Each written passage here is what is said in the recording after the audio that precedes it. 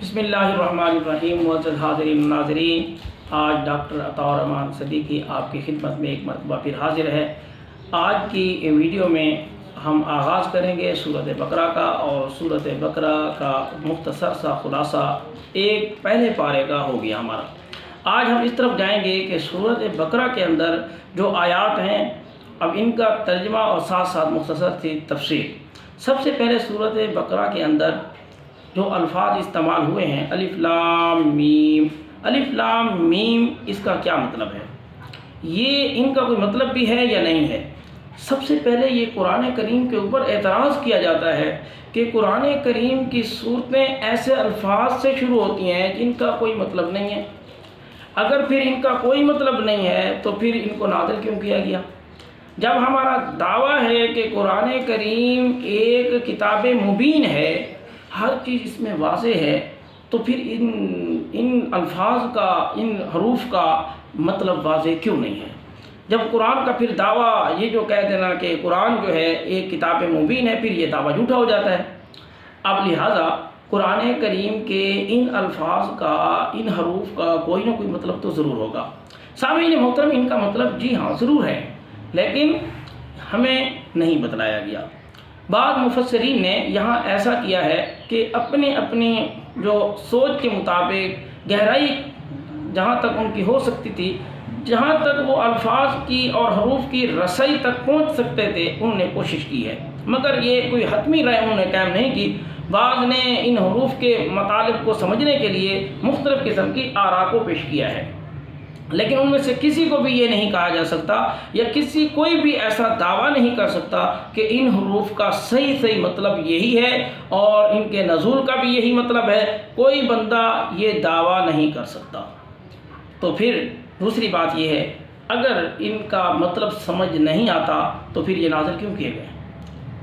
سامعین محترم، یہ نازل اس لیے کیے گئے کہ یہاں ایک امتحان لینا مقصود ہے۔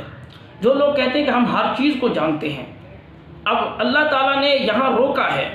اب دیکھتے ہیں کہ ہر چیز کو علم کے دعوے کرنے والے لوگ یہاں رکتے ہیں یا نہیں رکتے۔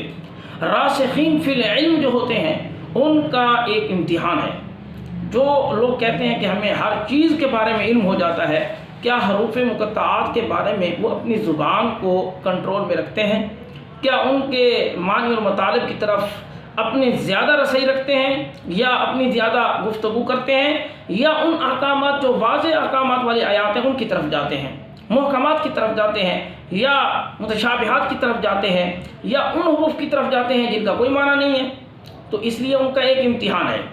لیکن بعض لوگوں کی یہ عادت ہوتی ہے کہ وہ قرآن کریم کے اندر ایسی چیزوں کو لے آتے ہیں اور بار بار آ کر سوال کرتے ہیں کہ جی ہمیں حروف مقطعات کا مطلب سمجھائیں۔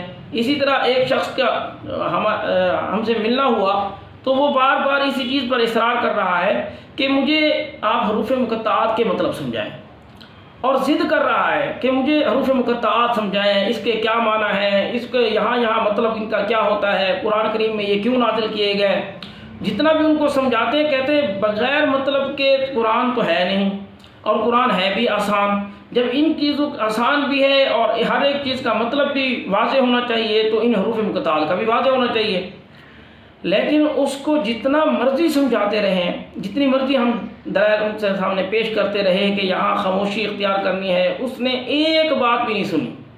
اصل وجہ یہی تھی، وہ یہی اس نے کہیں سے سن رکھا تھا کہ کوئی بندہ کسی کا دعویٰ سن رکھا تھا کہ میں جو بتا رہا ہوں حروف مقطعات کوئی بھی آپ کو نہیں بتا سکتا، تو اس لیے ان کے ذہن میں ایک بات بیٹھ جاتی ہے، چلے جی جو بندہ بھی آتا ہے، جس کو بھی دیکھا کہ یہ ٹوپی پگڑی اور یہ سنت رسول اس کے چہرے پر ہے، تو اسی سے یہی سوال کرتا کہ حروف مقطعات سمجھائیں۔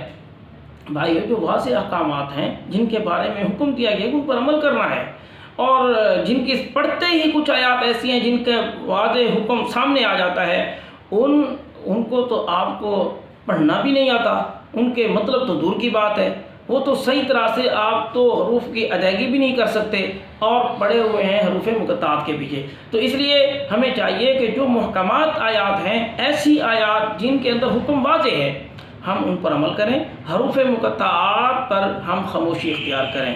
تو آج کا یہی ٹاپک اور یہی ہمارا تفسیر کا آغاز تھا، اور پھر اگلی ویڈیو کے اندر ہم پھر اس سے اگلی آیات پر جو ہے بحث کریں گے، ترجمہ پیش کریں گے، تفسیر پیش کریں گے۔ اسی طرح کی ہماری ویڈیو آپ کو ملتی رہیں گی۔ آپ ہمارے چینل کو سبسکرائب کریں، شیئر کریں، لائک کریں۔ والسلام۔